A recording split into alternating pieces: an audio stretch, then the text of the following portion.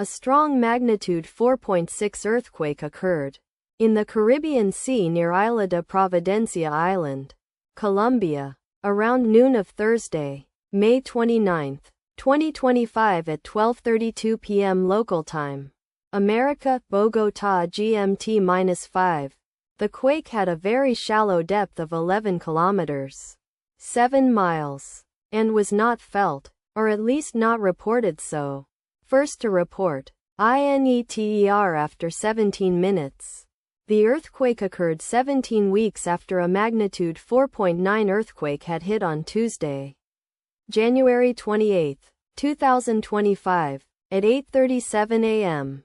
GMT-5 local time, in 46 kilometers, 29 miles, distance to the west. Data source from Volcano Discovery. Did you feel it? Let us pray. May the earthquake that occurred not affect our brothers and sisters there.